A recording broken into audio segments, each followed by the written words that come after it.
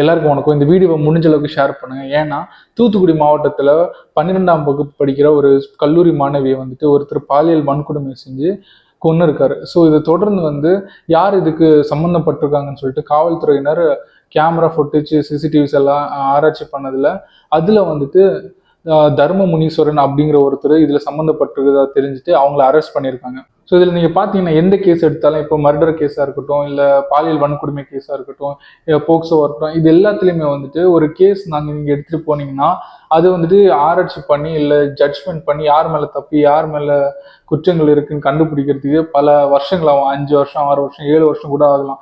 அப்படி ஆனதுக்கப்புறம் உங்களுக்கு என்னதான் அவங்களுக்கு கூடுதல் தண்டனை கிடைக்குன்னு பார்த்தீங்கன்னா மரண தண்டனை கிடைக்காது. அவங்களுக்கு மரண தண்டனை இருந்தாலும் அவங்க மேல்கோர்ட் அப்ரோச் பண்ணி அதை ஆயுள் தண்டனையாக மாற்றிப்பாங்க. ஸோ ஆனால் இந்த கேஸில் அப்படி இல்லாமல் கிட்டத்தட்ட 2.5 மாதத்துலேயே தப்பு பண்ணவங்களுக்கு தண்டனை கிடைச்சிருக்கு. இது மக்களுக்கிடையே ஒரு வரவேற்கத்தக்க ஒரு விஷயமா பார்க்குறாங்க. ஏன்னா இவ்வளோ தப்பு பண்ணிட்டு இத்தனை வருஷம் எடுக்காமல் 2.5 மாதத்துலேயே தீர்ப்பு வழங்கி இருக்கிறது ஒரு பாசிட்டிவ் அப்ரோச்சாக பார்த்துருக்காங்க. ஸோ இது தொடர்ந்து அவர் மேலே போக்சோ கேஸ் அப்ளை ஆயிருக்கு. போக்சோ கேஸ்னா protection of children from sexual offence. So இது 18 வயசு கீழே இருக்கவங்களுக்கு இந்த மாதிரி அநீதி நடக்கும்போது அவங்களை தப்பு பண்ணவங்களுக்கு முடிஞ்ச அளவுக்கு கூடிய சீக்கிரமாக தண்டனை வாங்கி கொடுக்கறதுக்காக ஸ்பெஷலாக வந்த லா தான் இது. ஸோ இந்த லாவில் மாற்றுறவங்களுக்கு ஈஸியாக வெளியே போகிறதுக்கு சான்ஸே கிடையாது. ஏன்னா போக்சோ நம்ம இந்தியாவிலும் சரி தமிழ்நாட்டிலும் சரி ரொம்ப ரொம்ப ஸ்ட்ரிக்டாக பார்க்குறாங்க. ஸோ இந்த கேஸில் கைதாகி இருக்கிறார் அவர். ஸோ இது தொடர்ந்து தூத்துக்குடி மாவட்டத்தில் இருக்க போக்சோ கோர்ட்டில் நீதிபதி பிரீதா அவர்கள் என்ன பண்ணியிருக்காங்கன்னா, இவர் குற்றம் சாட்டப்பட்ட தர்ம முனீஸ்வரனை விசாரணை பண்ணியிருக்காரு. இந்த விசாரணையில என்ன இருக்குன்னா, இந்த பாலியல் வன்கொடுமை செஞ்சதும் கொலை செஞ்சதும் இவர்னு சொல்லிட்டு உறுதியானதுக்கு அப்புறமா இவருக்கு ஜட்ஜ்மெண்ட் வழங்கியிருக்காங்க. கொடுத்துருக்க ஜட்ஜ்மெண்ட்ல இரட்டை தூக்கு தண்டனை கொடுத்துருக்காங்க. இரட்டை தூக்கு தண்டனை மன்னிக்க முடியாம செஞ்ச 2 தப்புக்குமே நீங்க தூக்கு தண்டனை அனுபவிக்கணும்னு சொல்லியிருக்காங்க. பாலியல் 18 வயசு சின்ன பிள்ளைய பாலியல் வன்கொடுமை செஞ்சிருக்காரு, அதுக்கு ஒரு தூக்கு தண்டனை. அப்புறம் பாத்தீங்கன்னா கொலை செஞ்சிருக்காரு, அதுக்கு ஒரு தூக்கு தண்டனை. ஸோ இரட்டை தூக்கு தண்டனை. இப்போ ஒரு தூக்கு தண்டனை இருந்தீங்கன்னா இப்போ மேல இடத்துக்கு போகும்போது, அதாவது ஹைகோர்ட் எல்லாம் அப்ரோச் பண்ணும்போது இந்த ஒரு தூக்கு தண்டனை ஆயுள் தண்டனையா மாத்திருவாங்க. ஏன்னா நம்ம சிஸ்டமே கொல்றது தவறுங்கிற மாதிரி தான் இருக்கு. ஸோ இவர் தூக்கு தண்டனையில இருந்து அவர் அப்ரோச் பண்ணாருன்னா ஆயுள் தண்டனை மாறும். ஆனா இரட்டை தூக்கு தண்டனை இருக்கும்போது அந்த முதல் இருக்கிற தூக்கு தண்டனை ஆயுள் தண்டனை மாறினாலும் இரண்டாவது இருக்கிற தூக்கு தண்டனை மூலமா அவர் மோஸ்டா தூக்கில் இடப்படலாம் அப்படிங்கிற ஒரு நிலைப்பாடு இருக்கு. ஸோ இதுதான் இரட்டை தூக்கு தண்டனை. ஸோ இவரும் மதுரை மத்திய சிறையிலிருந்து தூத்துக்குடி போக்சோ கோர்ட்டுக்கு கொண்டு வர வழியில ஹெவி போலீஸ் ப்ரொடெக்ஷன், அவ்வளோ போலீஸ் ப்ரொடெக்ஷன் கொடுத்துறாங்க.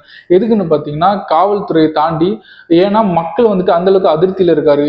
இந்த விஷயத்த கேள்விப்பட்டு மக்கள் ஏதாவது இவரை பண்ணிடுவாங்கன்னு சொல்லிட்டு அந்த அளவுக்கு ப்ரொடெக்ஷன், ஹெவி ப்ரொடெக்ஷனோட கோர்ட்டுக்கு கூப்பிட்டு போயிருக்காங்க. இவரை தூத்துக்குடி மாவட்டத்தில் இருக்க போக்சோ கோர்ட்ல ஆஜர் பண்ணதுக்கு அப்புறமா ஜட்ஜ்மெண்ட், அதாவது நீதிபதி அவர்களே கேட்குறாங்க, உங்களுக்கு உங்க தரப்புல இருந்து ஏதாவது சொல்ல நினைக்கிறீங்களா அப்படின்னு கேட்கும்போது தர்ம முனீஸ்வரன் எதுவுமே பேசாம அமைதியா நின்றுருக்காரு. ஸோ இதை பார்த்து நீதிபதி அவர்கள் தண்ணி வேணுமான்னு கேட்கும்போது அதுக்கும் எதுவும் பேசாம அமைதியா நின்றுருக்காரு.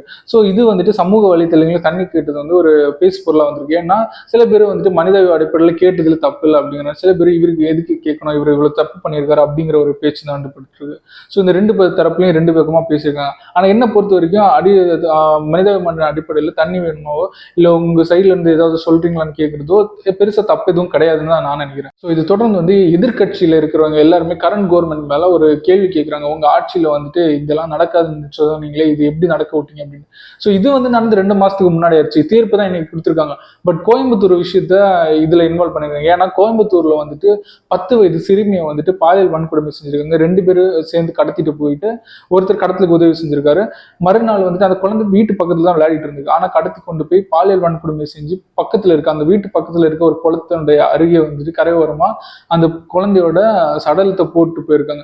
ஸோ இதை தொடர்ந்து காவல்துறையினர் சிசிடிவி எல்லாம் பார்த்து யார் தான் கடத்திட்டு போறன்னு தெரிஞ்ச போது இந்த குழந்தைக்கு தெரிஞ்ச யாரோ ஒருத்தர், அதுக்கப்புறம் இன்னொருத்தர் கடத்தலுக்கு உதவி பண்ணியிருக்காங்க. ஸோ இந்த மாதிரி பாலியல் வன்கொடுமை செஞ்சு கொல்லப்பட்டிருக்கு அந்த குழந்தை. ஸோ இது எல்லாம் பார்த்துதான் மக்கள் இப்போ திரும்பவும் அந்த அச்சமும் அந்த பயமும் மக்களுக்கிடையே ஒரு கேள்விக்குறியா வந்திருக்கு. ஸோ இதுதான் நடந்திருக்கு. இப்போ இரட்டை தூக்கு தண்டனை கொடுத்துருக்காங்க. இதே மாதிரி அந்த 10 வயசு சிறுமிக்கு நடந்த கொடுமைக்கும் ஒரு நீதி கிடைக்கணும்ட்டு நானும் எதிர்பார்க்கிறேன். கண்டிப்பா நீதி கிடைக்கும். அது மக்களும் சரி விட மாட்டாங்க. ஏன்னா நிறைய இடத்துல போராட்டங்கள், அந்த 10 வயது சிறுமிக்காக போராட்டங்களும் நடந்துட்டு இருக்கு. இந்த தண்டனைக்கு, இந்த தப்புக்கு சீக்கிரமா தண்டனை கொடுங்க அப்படின்னு சொல்லிட்டு. ஸோ பொறுத்து இருந்து பார்க்கலாம் என்னதான் நடக்குதுன்னு. கண்டிப்பா நான் உங்களுக்கு அப்டேட் பண்றேன். நன்றி.